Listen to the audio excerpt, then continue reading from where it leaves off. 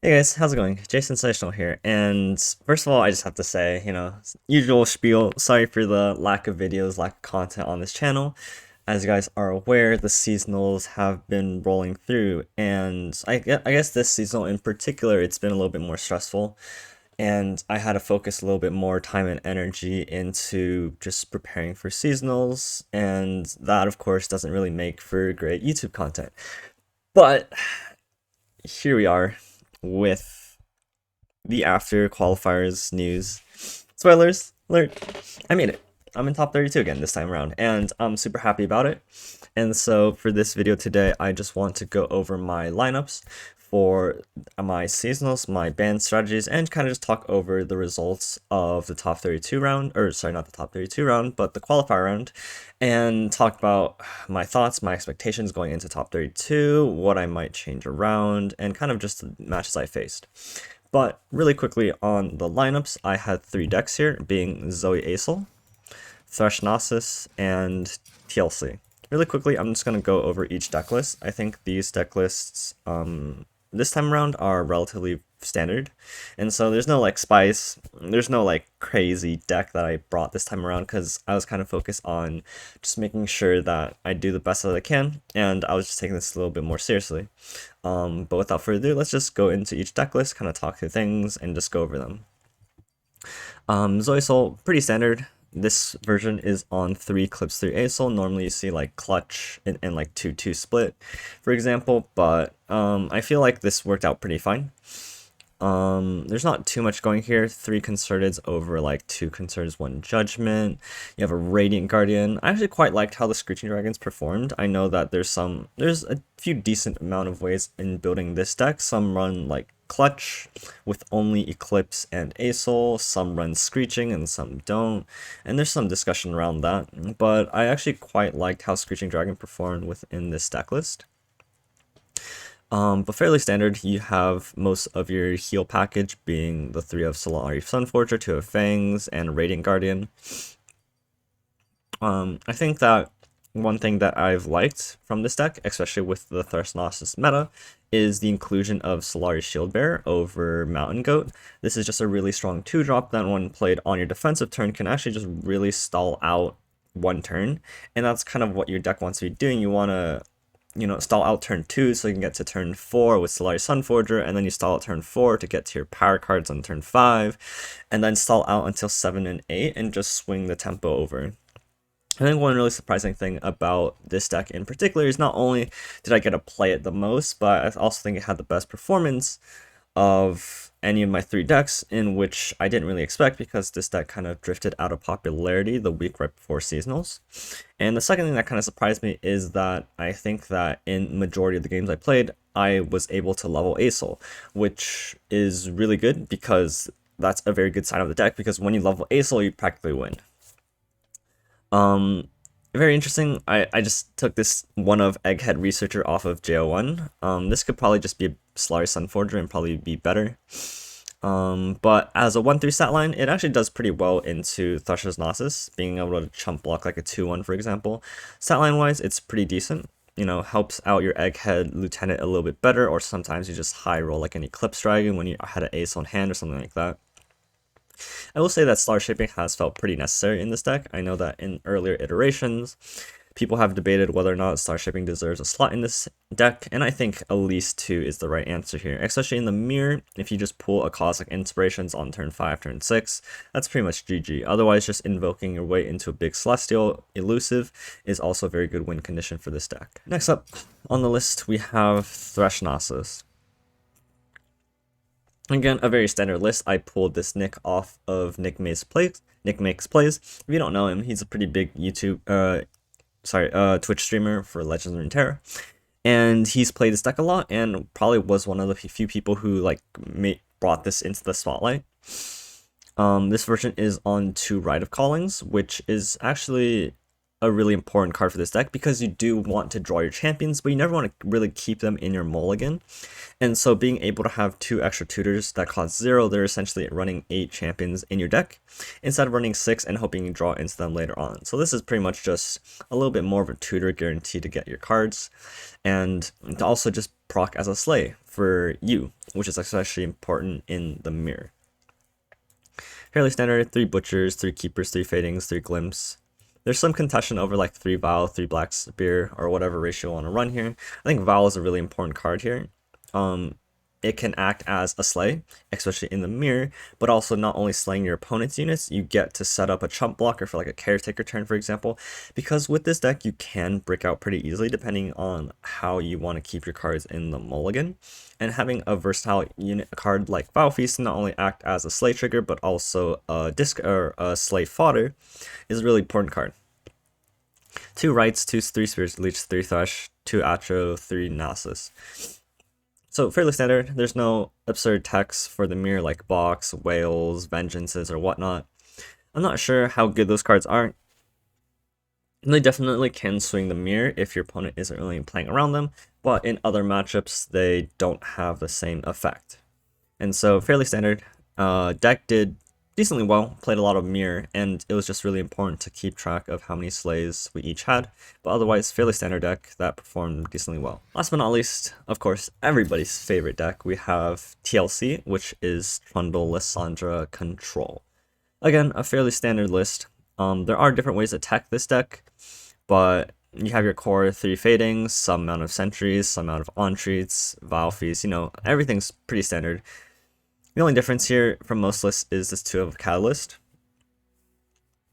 And I'll talk about this a little bit more later, but I have Catalyst in here because I was planning on teching against the mirror in particular. This is where Catalyst shines the most, being able to ramp once or twice in the mirror just to pull off your combo 1 turn earlier than your opponent is absolutely crucial. In other matchups, this is like sometimes you get a ramp on like 6 into 8, so you can play Pillar, but most of the times this is just a nice heal 3 for 5, which is actually really expensive. So this card actually doesn't have too many uses outside of the mirror, and I can talk a little bit more about what I was expecting to play and face depending on what kind of things I was expecting with my lineup as well. But yeah, 3 basic decks. This one actually performed relatively abysmally, which is actually kind of to be expected because honestly I only got to play 3 games with it because most people banned it all the time, and I banned TLC most of the time as well. So there's nothing to be unexpected there. The only times you're probably going to get to play TLC is when your opponent wants to play into TLC. And so having a little bit of poor performance is relatively expected. Does that mean that the deck isn't good? I don't think so. It's just really important to have this in your lineup so that it gets banned, is kind of the reasoning there. So lastly, I just want to show you guys my performance through the qualifier rounds and kind of just talk about what I thought went well, what I thought probably was a little bit underwhelming, and maybe some of the things I want to change moving forward. I think that for the most part, until like round 8 or something, I think that it was mostly expected, kind of every match that played out.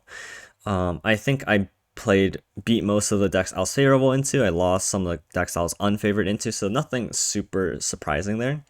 The first 2 rounds, I actually got to play some, or not the first 2 rounds, but I did match into 2 people on Scar Grounds, which was kind of scary, because Scar Grounds is kind of a strong deck, like a counter pick to TLC and Threshnosis. And so in round 1, I played into Deep, Scar Grounds, and Azir Hecarim. So, which is kind of, Deep is also another deck that's really interesting because it's good into Zoe's Soul, it's good into TLC. And so those are kind of like the scary lineups that just like scare the living hell out of me. But luckily he banned my TLC for reasons beyond my comprehension, and I banned his Scar Grounds. So my Slay deck beat his Deep deck, and then my Acel deck lost to Deep, but then my Acel deck beat Azir Hecarim that he was also running, which is to be expected. The Deep is actually a really weird, interesting pick that I know people like Random have qualified for top cut using it. Mr. Bear went 7-2 with Deep in the SCA region, and Deep was kind of like a scary deck that I didn't really want to play, but I was able to beat it once with Slay, and then I was able to beat his 3rd deck with my Acel deck. Going into round 2, I was able to 2-0 Slay. Slay being Threshnosis, if that's unclear, I'll probably use these terms interchangeably just because I didn't want to type out Threshnosis. But in this round, I beat the mirror. He was actually on 2 Thresh, which is kind of weird in the mirror because Thresh is probably one of your strongest cards. But he was still able to level up Thresh. He had Thresh on curve, I didn't, but I had to level up Gnosis, and he didn't. And so I was just able to power through because my Gnosis was also bigger than his, so I could just chump down his Gnosis even though he pulled him out of Thresh.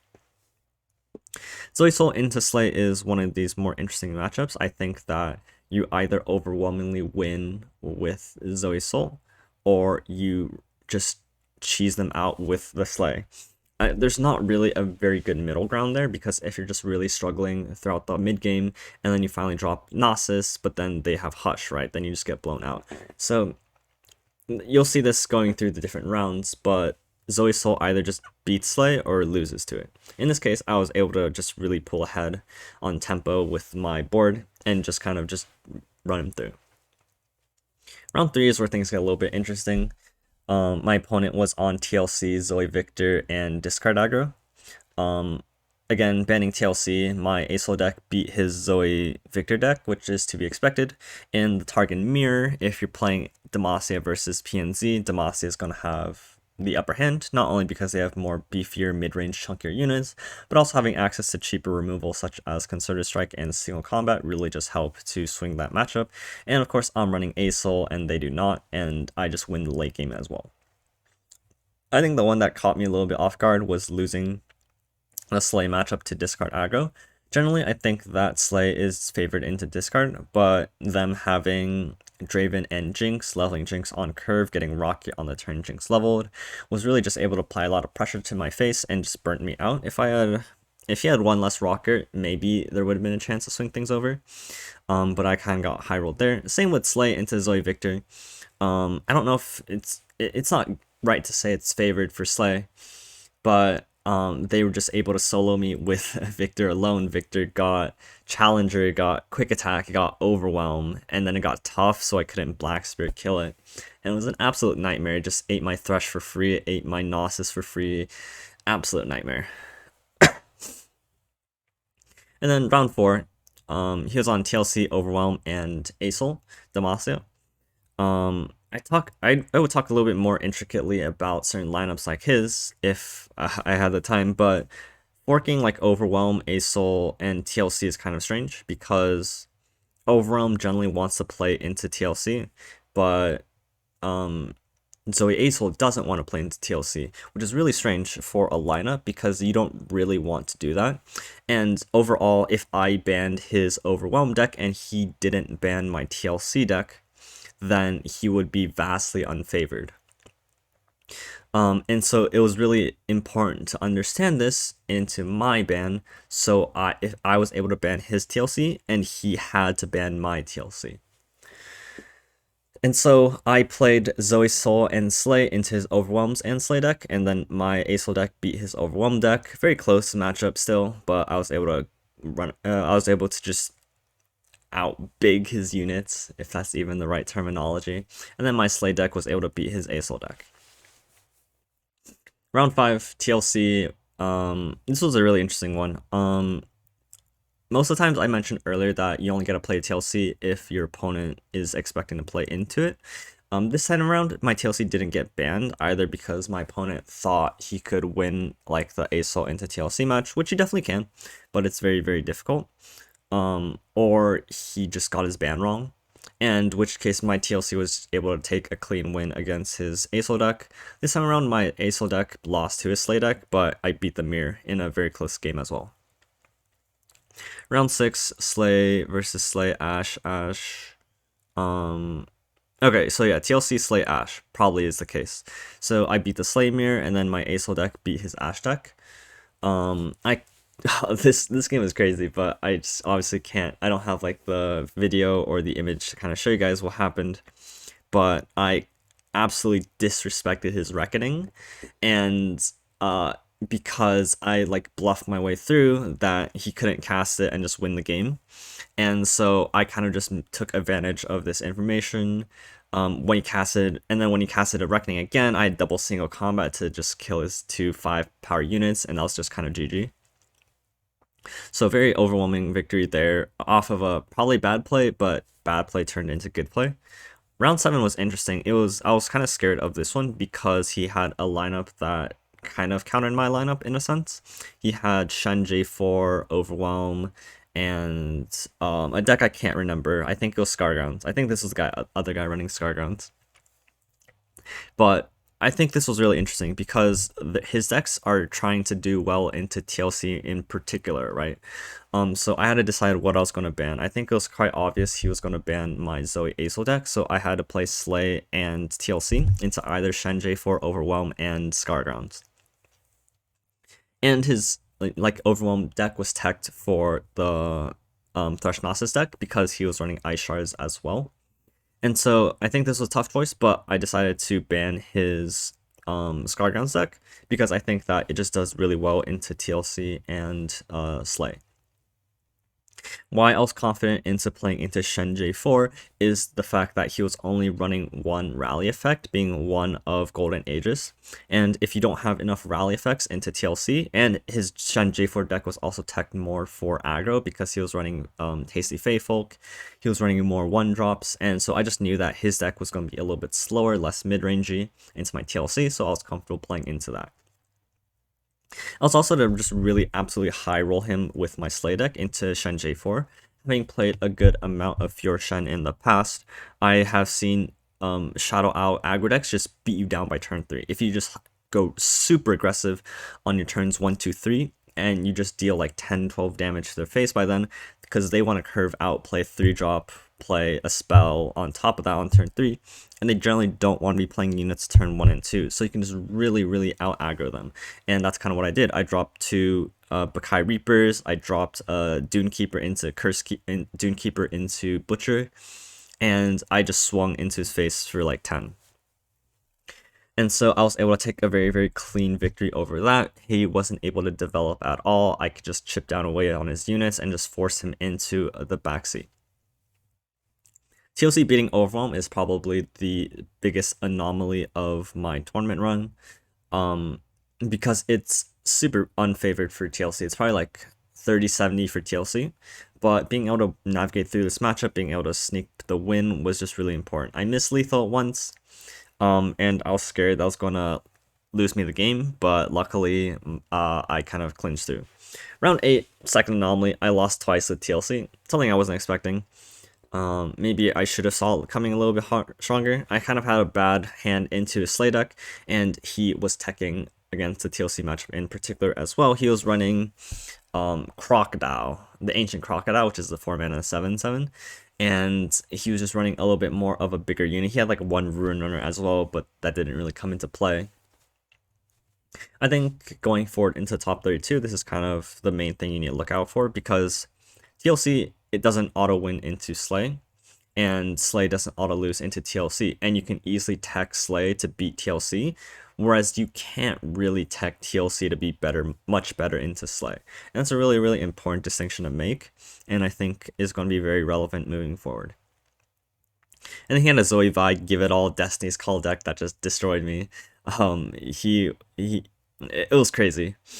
Words can't really explain how fast the game ended, but I lost to that. And then round 9, I got a forfeit, which I guess was a little bit fortunate on my part because I wasn't in the best state moving into my last round, and if I lost that one, I wouldn't qualify.